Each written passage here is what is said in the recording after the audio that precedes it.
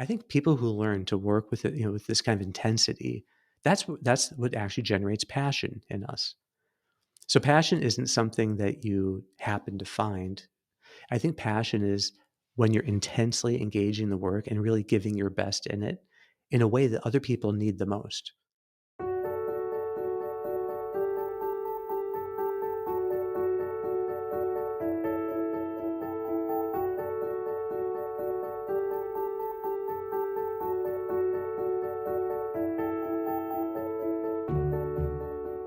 Hey, this is Sharif here with another episode of the Golden Hour, joined by Dr. Kevin Majors. Kevin, good to be back with you.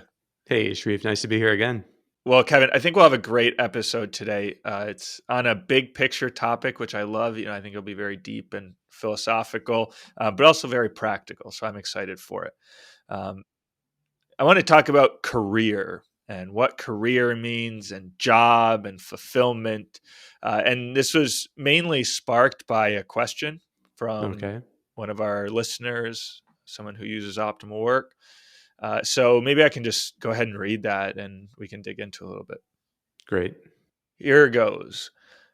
I recently heard someone say that nowadays people, and especially younger people, have great expectations for their careers. They want to be satisfied and fulfilled, to use all their talents and do something they actually enjoy doing. Whereas in older days, people worked to sustain their families and did not wonder whether or not they felt fulfilled in their work. Apart from this being a generalization, the statement made me think. What would you say to someone who does not like their job, the content of what they are doing, while still doing everything they can to work at their best to serve others? Is there such a thing as a perfect job that will fit you like a glove, or should you try and find the positive sides of your situation and accept not being fulfilled? So maybe I think first, just to kind of maybe we could just dive into like explain a little bit more this dynamic and talk about it. I mean, is this, you work a lot with students and with professionals? Is this something that you see a lot of people thinking about um, that when you start working with them, especially they're thinking about how can I be fulfilled in my career? How can I find the right job for me? Maybe even college students, what should I major in? How can I find the right subject for me? So this does seem to be a real thing that people think a lot about now. Yeah, I hear career talked about the most in two moments. One is when people are at the beginning, and so they're wondering what should I be studying and how do I know like that I'm gonna be good at something? How do I know that I'll enjoy doing it? And then the other time is when people are needing to make sacrifices. And it's like more in the middle of life often, where they're struggling with what do I put first, my career or my preference for where I live or or the time I have available for my family, or do I take time off from my career? It's just when it starts to, people think, then more about the career as something that they're at risk of losing, and so I tend to see people discuss career when they're fraught with anxiety about it. So I suppose that there are plenty of people out there who might commonly think about their career as a warm and comforting concept. Maybe I just don't see that. I tend to see it when people are struggling with it, and then you kind of start to wonder, like, what is this thing that they're calling career? I wonder if one of the causes for anxiety is that people put too much hope in it in a way. Last week spoke to a group of college students, and one of the questions that they asked them was, what does it look like for you to have a fulfilling life? What do you think about that will look like? And a lot of their answers revolved around success, career success, achievement, doing rewarding work, doing fulfilling work. It was like that they had placed their hopes for happiness in the kind of work that they were doing, or that they would achieve some level of success. So and, at OptimalWork, obviously, we see work as very important, as central to a person's life. But I wonder if there's a little bit of a dynamic of putting, in a way, misplaced hopes in work or career. I don't know what your thoughts are on that.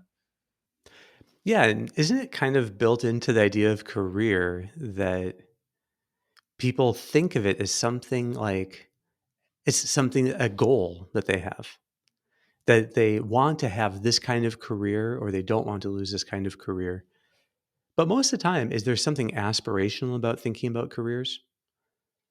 And then oftentimes, when you put it in the context of a career, it seems like the person treats themselves as an isolated unit. And they think of their relationship to their work as being on the receiving end of fulfillment. That I'm just going to go to work, I'm going to be so fulfilled by all that I get from this job.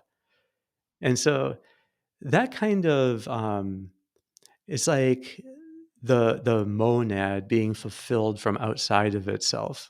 That's kind of what people I think have this idea of what the perfect career would do for them.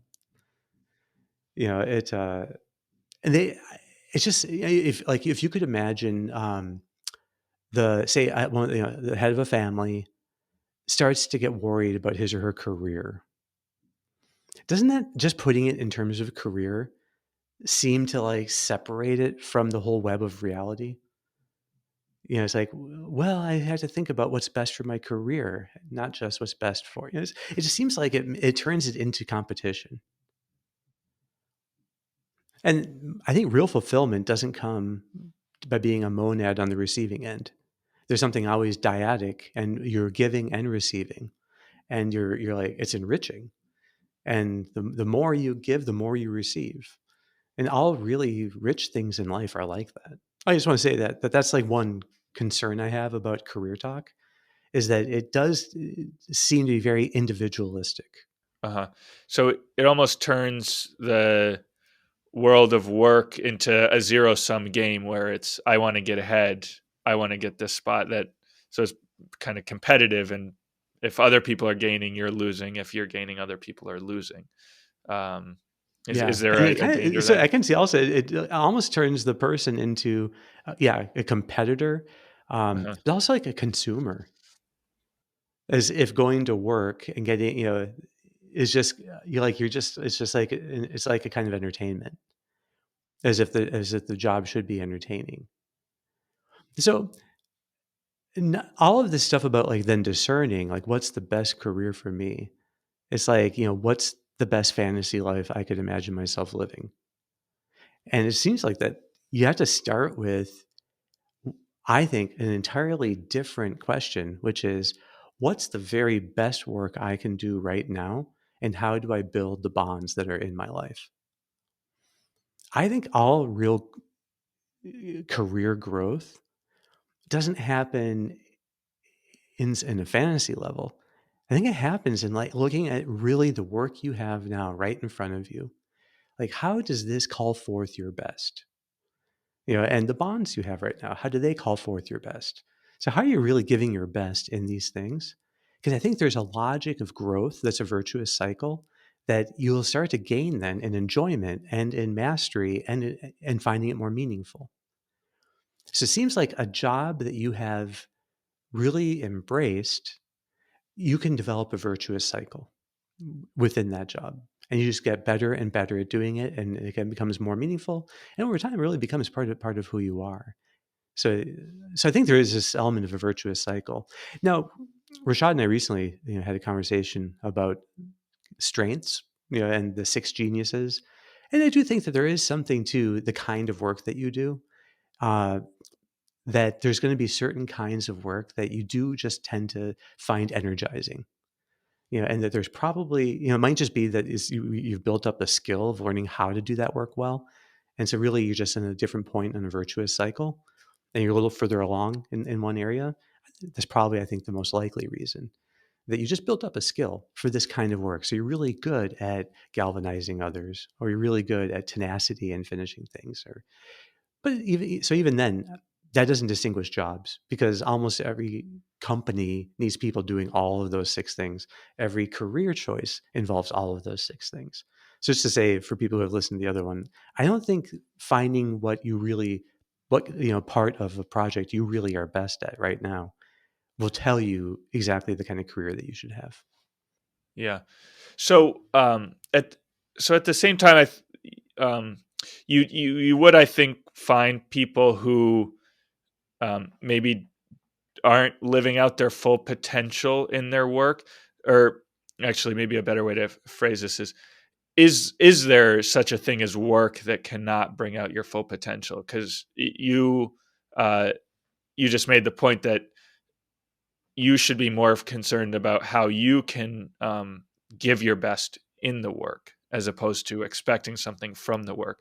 Could it be that someone finds themselves in a role or a job or a field that just somehow cannot bring out their best, or is all work really capable of that?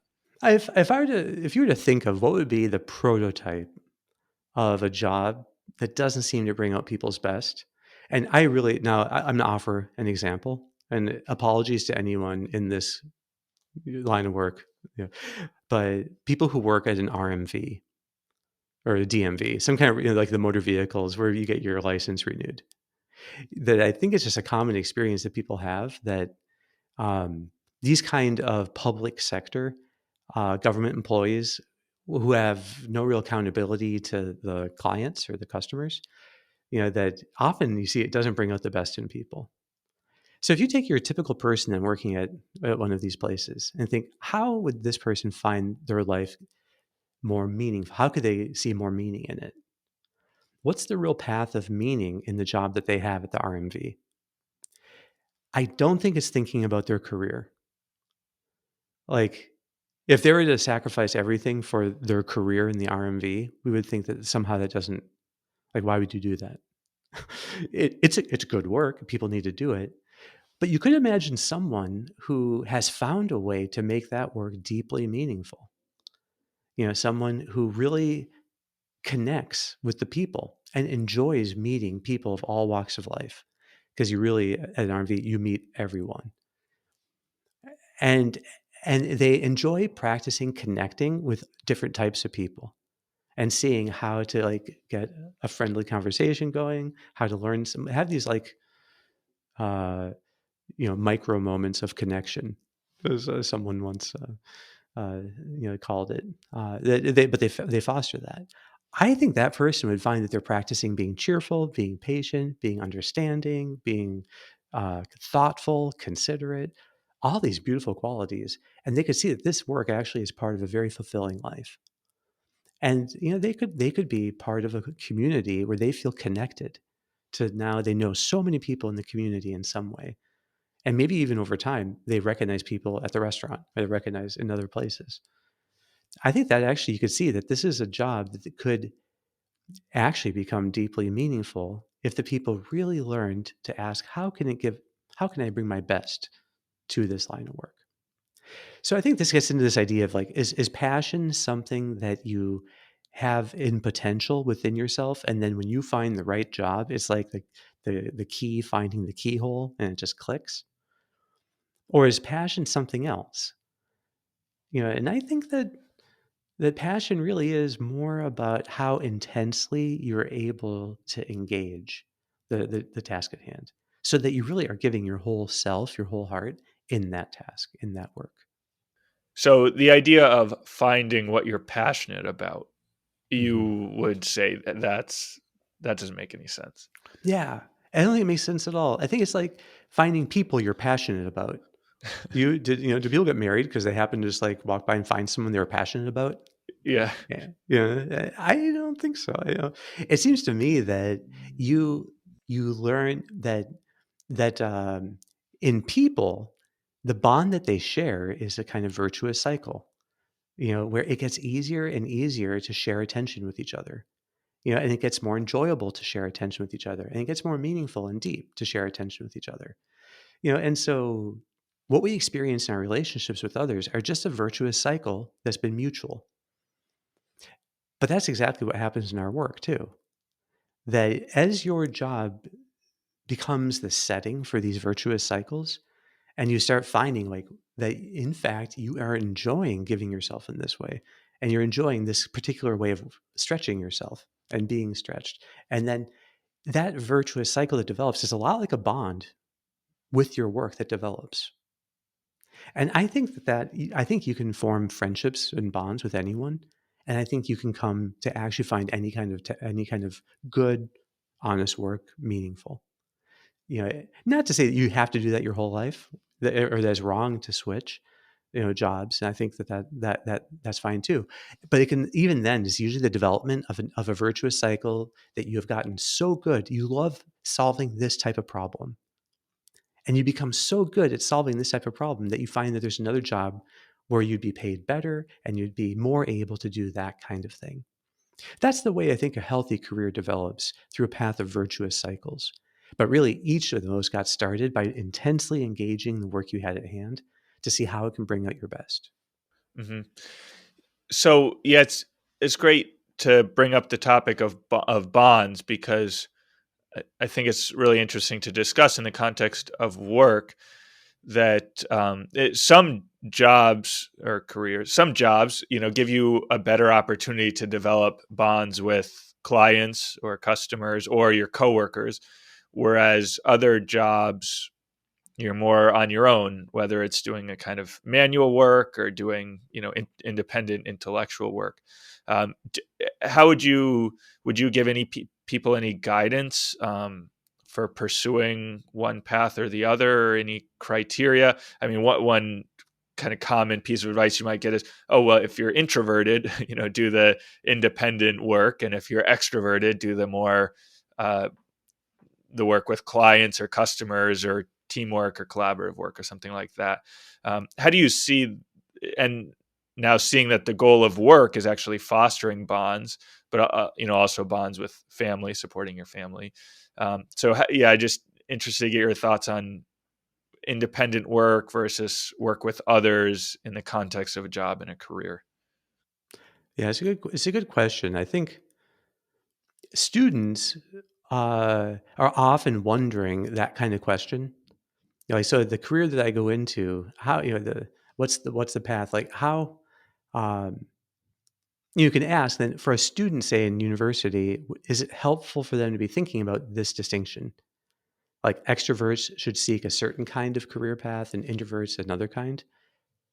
I'd be very hard pressed to see where that actually holds up, because you could be a computer programmer running a team, and now you have all these people reporting to you, and you need to have bonds with them.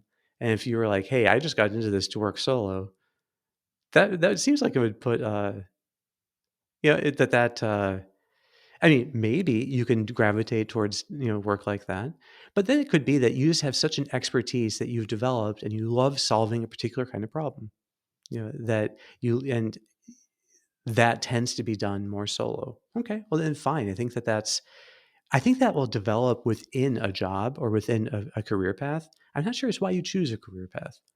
I think about people going into medicine. Well, there's all types, of different types of position within medicine. And I even think within a given, even if, like you were in a given, like you're a lawyer, even then, if you become a partner in a law firm, even then, there's still totally different types of jobs you can end up having. So I do think it's important that, like, people are able, through the development of these virtuous cycles, that jobs allow enough flexibility so that people can craft their own work, and they can be having a say, and that there are people who are managing them who can see, oh wow, this person really has a talent in this area that they've developed. So I think that's great, but whether or not that can really guide you on the entrance level of a field, not really sure that would work. Right. I also think a lot of these positions are actually more flexible. Like even an individual contributor type role, you have all these opportunities to form bonds with your colleagues, and some people don't do that, and I think it's a big mistake. But the more you actually reach out to the other people you're working with, who are maybe ahead of you, they can become a mentor. You can learn a lot from those people. Or you can help the people who are kind of coming up. So I think even in the same role, some people might see it as an individual contributor type role, whereas other people can turn it into a more team team oriented role, collaborative role. And I think there's no evidence that I've ever seen that that kind of preference is stable. It can just be that when people are first making these decisions, they're in college, and the solo work was them studying by themselves, and then the group work was like working on group projects. which is its own kind of hell. So, like, many people would think, I just don't want to do this kind of collaborative group stuff because there's all wasted time until 2 a.m. So I don't think that people, it's not like life gives you the perfect way of practicing every different setting. And I think that if people are really focused not on assessing the job in terms of some kind of model and rules, but instead just living it, and what does it look like to do this as well as I can? And so it really brings out the best in me. That second path will always bring people more and more to work that they do find fulfilling.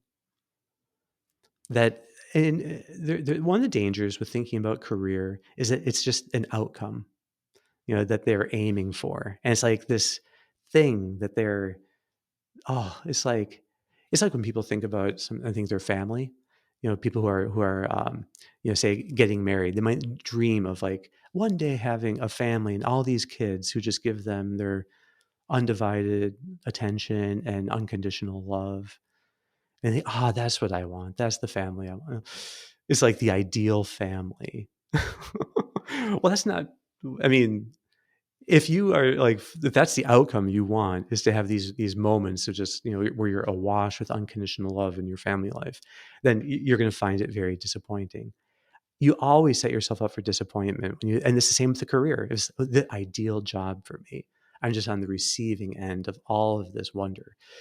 I think that's setting yourself up for great disappointment. Yeah. So, okay, I want to get to that. I just have a quick follow up on a previous question first, if that's okay. So, one thinker on work that I really like is Peter Drucker, and he advises people to ask the question, "What can I contribute?" as kind of a central guiding question for how they should think about the work that they should do within their organization or the role they should take on later. Um, so I'm kind of interested to get your thoughts as related to what you just mentioned. So what can I contribute might be different from what's going to fulfill me, which is they're both kind of seeking an outcome. In one sense, in one it's the outcome that you can contribute, in the other it's the outcome that you get, the fulfillment that you get. But both are contrasted a little bit from what ideals can I strive for through this work. So I'm wondering, I wanting to get your thoughts on that question. What can I contribute as like a guiding question for people in discerning their role? Yeah, I really like that question, Hmm. because it focuses you on how can I now work at my best? Hmm. Like, what can I contribute is asking, like, what would it look like for me to be contributing the most? Which gets down to the level of an hour of work. And I think that all real wisdom when it comes to work has to, it's proven at the hour by hour level so that your approach to an hour of work then gets extended to days, weeks, and life. But it has to be true at the hour level. So if you're really asking, like, what can I contribute most in this next hour of work? I think that would be a wonderful way of getting a reframe that is powerful. Like, okay, the obstacle here is no obstacle to me contributing. It's actually probably what I need to contribute is how to engage this obstacle better. And so that there, so the problems that come up in our work are precisely where our contribution is needed. This also gets the question, like, what do people need the most? That I can give them. But that also, at the level of an hour of work, is the perfect motive.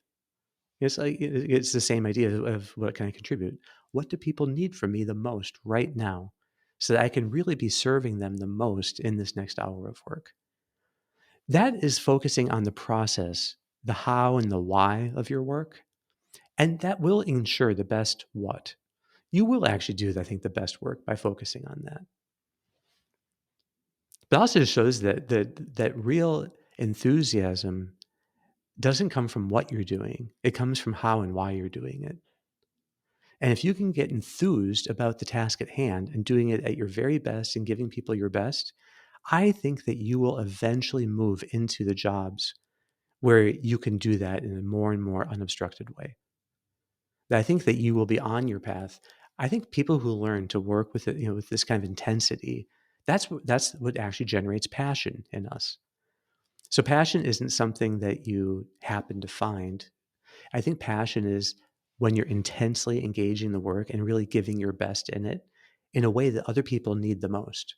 So there's this kind of matching uh, that that happens between what you can give and then what others are willing, what they need, and what they're willing to pay you to do.